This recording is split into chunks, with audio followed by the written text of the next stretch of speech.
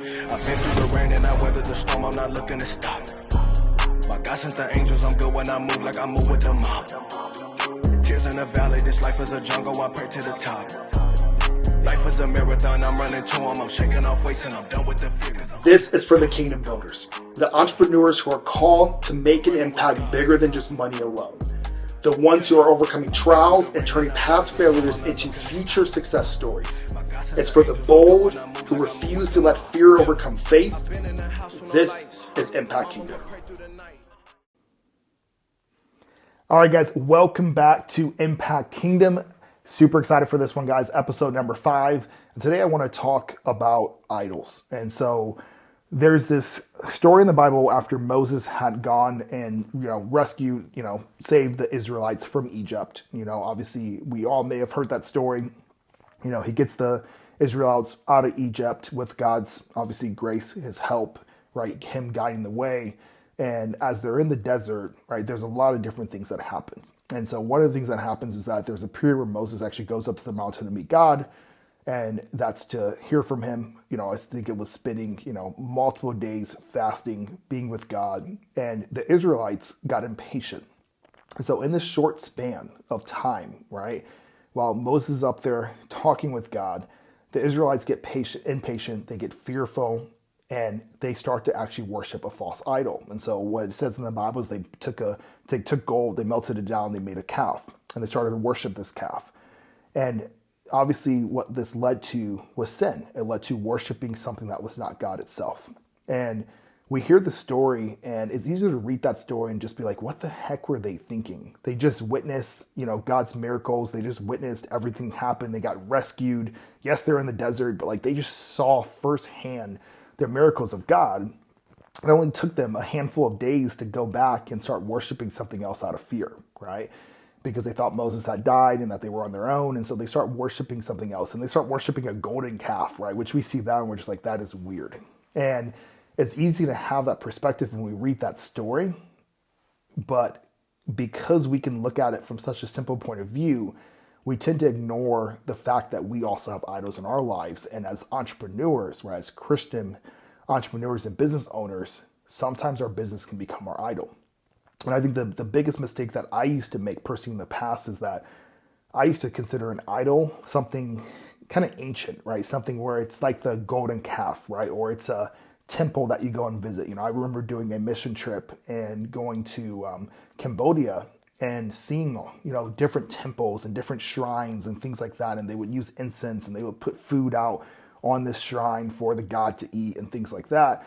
And to me, that was an idol, right? And so in my head, I'm like, well, I don't have shrines in my house. I'm not making any golden calves. I don't have any, statues that I'm praying to or anything like that. So I don't worship idols. I'm good.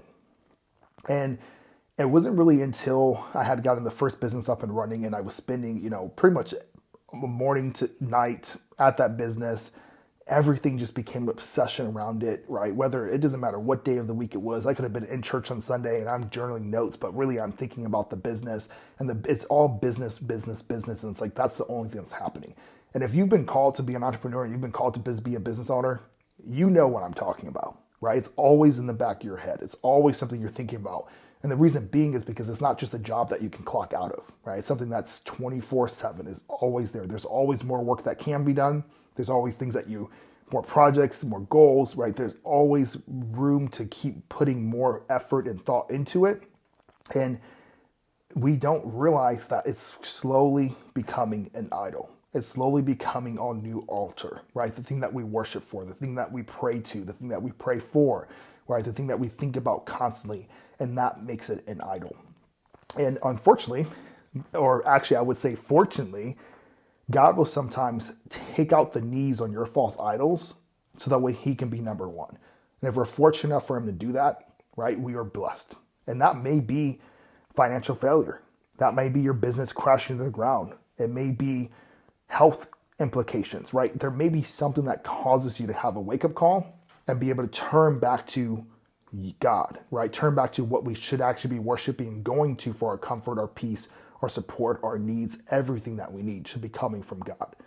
And so where I would like to urge you is don't make my mistake where you have to go through something drastic to realize that And just realize that right now and set up guardrails to prevent that from happening.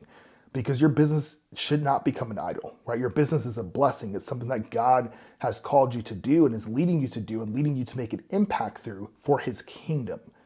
And when it becomes something other than that, and we start to lose focus on the fact that this business is for his kingdom, it's for growing his kingdom, right? And you may not be in ministry, right? And that's not the case, right? In the marketplace, most of us, majority of the time, are not running a Christian-only business, right? We're serving non-Christians, right? We're serving the marketplace. We're doing things there, but it's like we can still use that for impacting his kingdom in so many different ways. And so as we start to veer away from that, then that's where we have problems.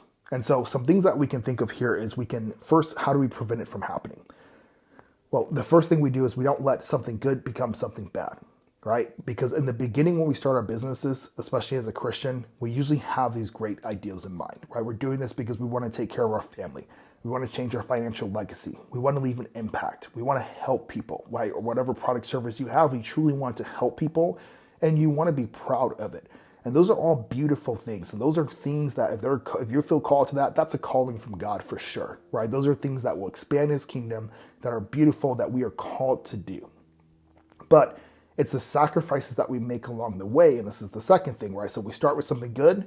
We don't let it turn bad, right? So we keep those good ideas in mind. And what I would start with is like write them down, right? Have a vision statement, have a mission, have values. Have things that you have written down and put in place to remind you of why you started and what the true mission is, right? So that's number one.